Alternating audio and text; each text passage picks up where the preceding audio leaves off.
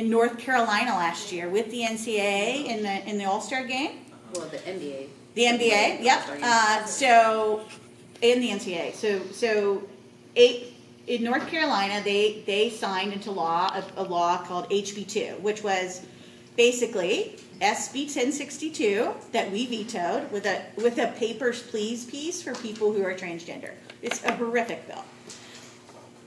The All-Star game pulled out, and then the NCAA pulled out, and they won't go back until they said North Carolina must repeal this bill. Well, we have the Final Four right now, right? And we're very excited. So let's go back to our economic sustainability and development conversation. So we did some checking because this Final Four thing's a really big deal. And the Final Four, like the pregame festivities, a lot of them are happening in Phoenix, which is LGBT inclusive. But where's the game? Glendale. Are they LGBT inclusive?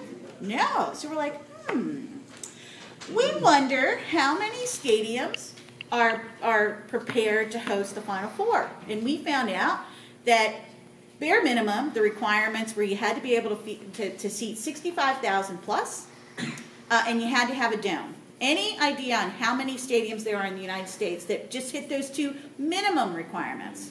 12 or 14. Yeah, less than 50. 10. So then we got really curious, and we said, we wonder how many of these stadiums are either in cities, municipalities that are LGBT inclusive, or states that are LGBT inclusive. So out of the 10, what do you think that number is? 7. Whoa!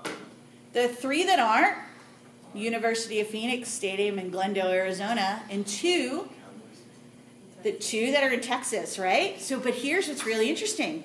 Texas is thinking about passing their version of HB2 right now. And the NCAA has come out and said, if you pass this, if this becomes law, you will not be able to bid on any NCAA games for a minimum of until 2022. And the NFL has come out and said, and you will not be able to bid on a Super Bowl. So 3 of the 10 stadiums are in Texas. So let's just hypothetically say this becomes law. You then have 7 stadiums that just have the bare minimum requirements of 65,000 plus in seating and a dome. And of those 7, 6 will be in a municipality or a state that is LGBT inclusive, and 1 will not. And that is the University of Phoenix Stadium in Glendale, Arizona. So my question to you is, what do you think the likelihood is of getting the Final Four back on Pride Weekend ever again if we don't update our laws? I don't think it's very high. And here's why.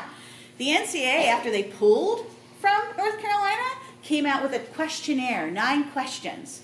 Questions 2, 3, 4, and 5 are all about whether the region, the county, the parish, or the state is LGBT inclusive.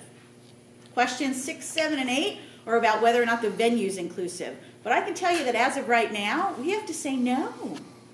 So what are our chances of bringing the big game back? And we are one of the few regions in the United States that has been built around the ability to bring the big game, right? Tourism is our #1 export. Boy, is equality looking pretty compelling to you right now, right? We just had that conversation with some elected officials. It was a very uncomfortable meeting. For them or for you? Oh, for them. We felt good. Cultivate peer-to-peer conversations. So again, we'll have a cup of coffee with anyone, but we know that a tech company is not always going to have the best. It's not that it won't be an insightful conversation with them, but when we have such great spokespeople over at GoDaddy, if you're a tech company that is interested in coming on our journey with us and signing the pledge, that in some cases it might be better just to ring up GoDaddy and say, hey, they'd love to have a cup of coffee with you. Boom. So we like these peer-to-peer interactions, faith leader to faith leader interactions, conservative, business, and not just business to business, but based on, you know, the lane that you're in, if you're a tech company or a healthcare company, what have you.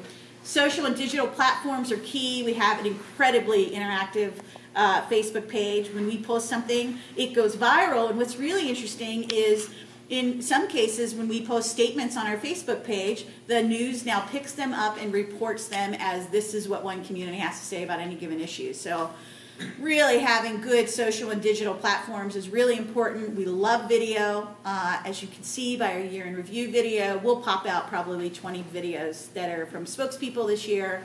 We're going to start a viral video campaign during Pride weekend, so if you're at Pride, swing by our booth, we'll do it with you. And then be fearless, right? Have a cup of coffee with anyone. These are the most important things we can do. And that's it. If you want to know more about the pledge, it's right here. So that's all I got.